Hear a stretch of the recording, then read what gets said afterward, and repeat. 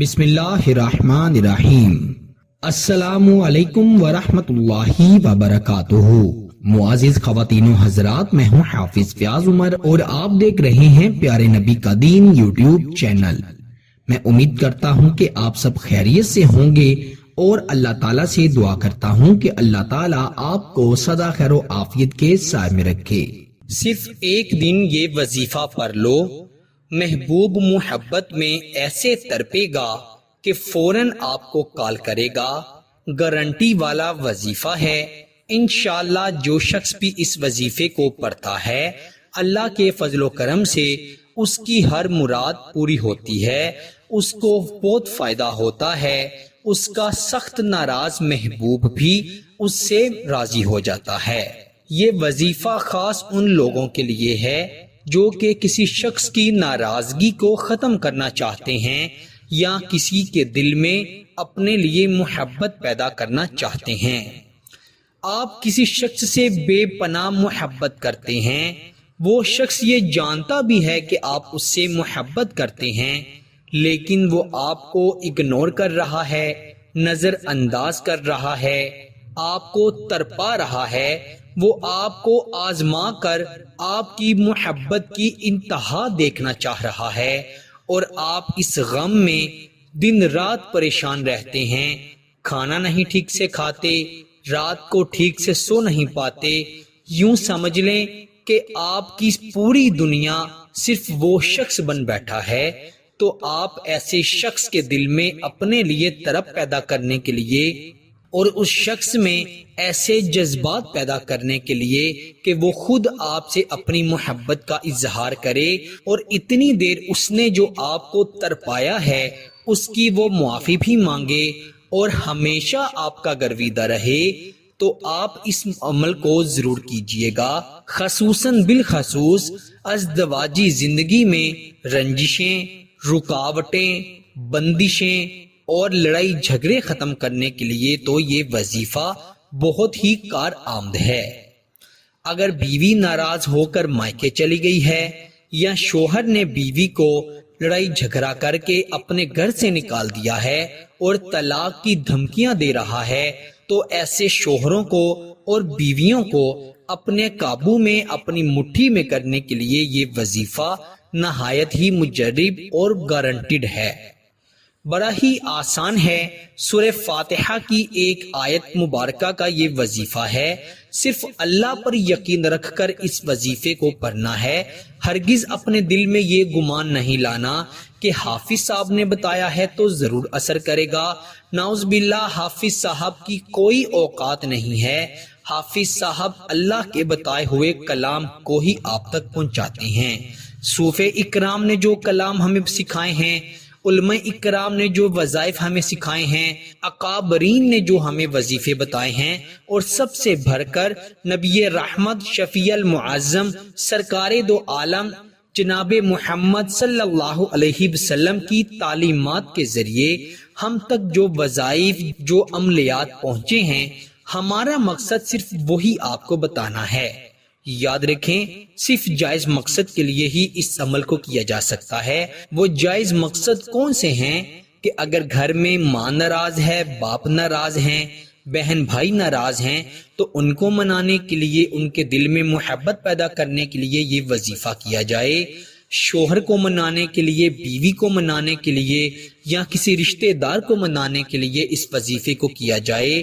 اس کے علاوہ منگیتر کے دل میں بے پناہ محبت پیدا کرنے کے لیے، اس کو اپنے قابو میں کرنے کے لیے، یا جس شخص سے محبت کرتے ہیں اور نکاح کا ارادہ ہے اس شخص کو اپنے قابو میں کرنے کے لیے، اس کے دل میں محبت کرنے کے لیے اس وظیفے کو ضرور کریں۔ انشاءاللہ ضرور فائدہ ہوگا۔ غلط ناجائز مقصد کا آپ لوگ بہتر جانتے ہیں وہ کون سا ہوتا ہے۔ اگر آپ نے غلط مقصد کے لیے کیا تو انشاءاللہ آپ کو اس کا فائدہ نہیں ہوگا اور الٹا آپ کو اس کا نقصان اٹھانا پڑے گا۔ تو آئیے بڑھتے ہیں عمل کی جانب، جو کہ قرآن مجید کی سب سے پہلی سورت سورہ فاتحہ کا وظیفہ ہے۔ سورہ فاتحہ کی ایک آیت مبارکہ کا وظیفہ ہے۔ آپ نے کب اور کس طرح یہ وظیفہ پڑھنا ہے یہ آپ سماعت فرما لیں، لیکن اس سے پہلے آپ سے چھوٹی سی گزارش کرتا ہوں کہ اگر آپ ہمارے چینل پیارے نبی کے دین پر نئے ہیں اور ابھی تک آپ نے ہمارے چینل کو سبسکرائب نہیں کیا تو جلدی سے ہمارے چینل کو سبسکرائب بھی کر دیجئے گا اور ساتھ ہی لگے بیل کے بٹن پر بھی کلک کر دیجئے گا تاکہ ہماری ہر آنے والی نئی ویڈیو کا نوٹیفیکیشن آپ کو بآسانی موصول ہو سکے۔ اس وظیفے کو کرنے کی سب سے پہلی شرط تو یہ ہے کہ نماز کی پابندی کرنی ہے، جھوٹ سے اجتناب کرنا ہے، گالی گلوچ سے، چغلیوں سے، فریب سے آپ نے اجتناب کرنا ہے اور حرام کے لقمے سے بچنا ہے۔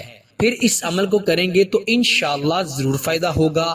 باوضو ہو کر یہ عمل کیا جائے گا اور خواتین اپنے خاص ایام میں اس عمل کو ہرگز نہیں کر سکتی۔ جب خاص ایام ختم ہو جائیں تو اس عمل کو کریں، آپ کو اجازت ہے۔